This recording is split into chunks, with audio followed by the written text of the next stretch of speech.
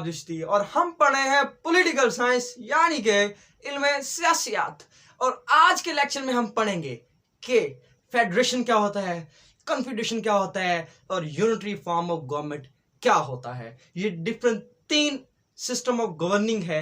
हम इनको एक एक करके पढ़ेंगे कि यूनिटरी क्या होता है, किस तरह से वर्क होता है और यहाँ पर जो फ्लो पावर है कहाँ से होता है, ऊपर से होता है, नीचे से होता है, यूनि होता है, बायलिटरल होता है या किस तरह से होता है। और फिर फेडरेशन में हम यही पढ़ेंगे और फिर कॉन्फेडरेशन में हम यही पढ़ेंगे। सबसे पहले है जी क्या यूनिटरी। अगर आप लफ्ज यूनिटरी के ऊपर गौर करें तो लिखा हुआ है यूनिटरी। यूनि यानी कि एक यकता। यूनिटरी फॉर्म ऑफ गवर्नमेंट ऐसी गवर्नमेंट होती है जिसमें एक हुकूमत क्या करती है, रूल करती है डिफरेंट स्टेट्स को। जो यूनिटरी है यहाँ पर यूनि पावर है, पावर जो है ऊपर से नीचे मूव करती है। स्टेट्स में डिवीजन ऑफ पावर होती है इनटू स्टेट इनटू प्रोविंसेस। लेकिन ये पावर कौन सी होती है? ये पावर होती है जी डेलीगेटेड।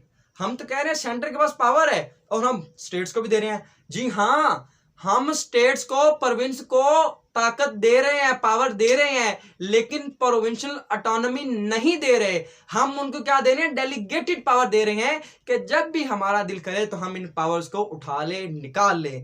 इसमें क्या होता है, जैसे यूनाइटेड किंगडम में आयरलैंड है, वेल्स है, इंग्लैंड है, अब इनकी अपनी अपनी असेंबलीज हैं, लेकिन ये क्या है? डेलीगेटेड पावर है कि कभी भी इसको यूनाइटेड किंगडम जो है उसको पावर को कभी भी कहीं से वो उठा सकता है। इसकी सबसे बड़ी मिसाल अगर आप खुलफाए राशिदीन का दौर देखें तो गवर्नर बना के भेजे जाते थे मुख्तलिफ सूबों में। अगर कोई अच्छा काम नहीं करता था तो उसे क्या कहते थे? उसे उसके मनसब से उतार दिया जाता था। तो ये क्या है? यूनिटरी फॉर्म ऑफ गवर्नमेंट है। यूनिटरी फॉर्म ऑफ गवर्नमेंट की सबसे बेस्ट मिसाल जो है वो यूनाइटेड किंगडम भी है, यानी कि ये गोरे ही हैं जिन्हें कॉलोनाइजेशन की यूरोप के ऊपर, अफ्रीका के ऊपर और एशिया के ऊपर ये अपनी कॉलोनीज बनाते गए। लेकिन उसके साथ साथ ये क्या थे? यूनिटरी फॉर्म ऑफ गवर्नमेंट था। और इसमें जो सेंटर होता है वो क्या होता है? ज्यादा स्ट्रांग होता है और स्टेट क्या होती है? डिपेंडेंट होती है किसके ऊपर? सेंटर के ऊपर वो। और उनके पास पावर कौन सी होती है? डेलीगेटेड। अब यूनिटी फॉर्म ऑफ गवर्नमेंट जो है, अब इसके फायदे क्या क्या हैं? जब यूनिटी फॉर्म ऑफ गवर्नमेंट होगा, एक हुक्मरान होगा, एक कॉन्स्टिट्यूशन होगा, हर जगह पे एक ही रूल होगा, तो वहां क्या होगा? वहां पर बुरी चीजें बहुत कम होंगी। लॉ की कंडीशंस होगा, हर जगह पे लॉ सेम होगा, कॉन्स्टिट्यूशन सेम होगा और कोई भी वर्क है तो उसमें एफिशिएंसी होगी। और हम एक बंदे को क्या कर सकते हैं? पॉइंट आउट कर सकते हैं कि ये हुकूमत बुरी है। अगर सूबे में अलग हुकूमत है और फेडरल में अलग हुकूमत है तो हम किसी को पॉइंट आउट नहीं कर सकते, हमें दोनों को करना पड़ेगा। लेकिन यूनिटी फॉर्म में एज है कि आप एक को कर सकते हैं। तो अब ये क्या है? ये इसके फवाइद हैं। अब इसकी डिसएडवांटेज क्या है कि अगर एक बंदा यूनिटी फॉर्म में गवर्नमेंट में है तो उसका जो दिल करेगा वो करेगा, उसको तो कोई रोकने वाला ही नहीं है। तो ये क्या है? इसका नुकसान है। अब हम आते हैं फेडरेशन की तरफ से।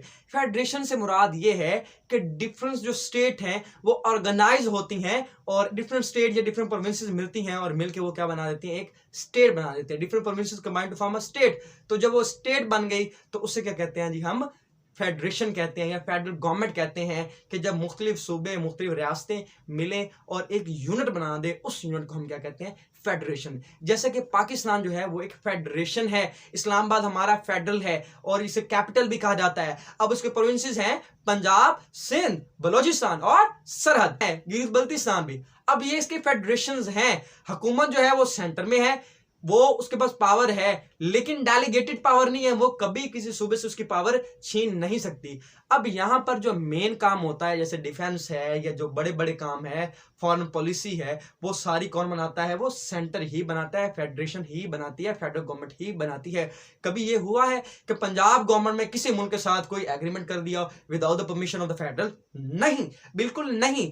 इसी तरह इसको जरूरी है कि वो अपने वफाक से इजाजत ले और उसके बाद वो क्या करे? किसी के साथ एग्रीमेंट करे, उससे पहले वो एग्रीमेंट नहीं कर सकता। अब यहां पर जो होता है आपका सेंटर जो होता है वो भी स्ट्रांग होता है। अब जो है आपको पता है कि federal form of government Pakistan में भी है और यूएसए में भी है। यूएसए और पाकिस्तान की फेडरल फॉर्म ऑफ गवर्नमेंट में क्या फर्क है? देखें, यूएसए में डिफरेंट स्टेट्स हैं तो हर स्टेट्स के अंदर अगर सपोज करें को केस है, अगर पाकिस्तान में केस है तो वो कहां पर खत्म होगा, वो होगा सुप्रीम कोर्ट में एंड होगा। लेकिन यूएसए में दोस्तों ऐसा है कि जो भी केस है वो आपकी जो स्टेट की हायर यानी कि आपकी जो प्रोविंस की हायर अदालत जो है उसमें वो रिजॉल्व हो जाएगा, सॉल्व हो जाएगा, वो आगे सुप्रीम कोर्ट तक जाएगा ही नहीं, जैसे कि पाकिस्तान सुप्रीम कोर्ट में जाता है। और दूसरा जो स्टेट है, स्टेट का अपना कॉन्स्टिट्यूशन है, लेकिन हमारे हर प्रोविंस का अपना कॉन्स्टिट्यूशन नहीं है। ये क्या था इसका डिफरेंस। अब फीचर्स क्या क्या है इसमें, क्या होता है जो आपका कॉन्स्टिट्यूशन है, कॉन्स्टिट्यूशन रिजिड होना चाहिए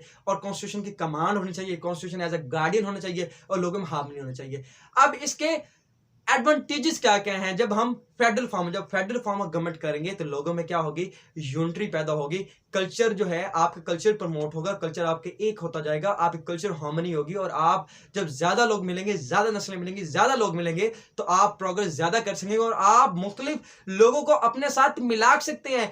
ठीक इसी तरह जैसा कि अमेरिका ने किया, जब यूनाइटेड स्टेट ऑफ अमेरिका बना तो उसके पास सिर्फ 13 रियासतें थी और आज कितनी है, 51।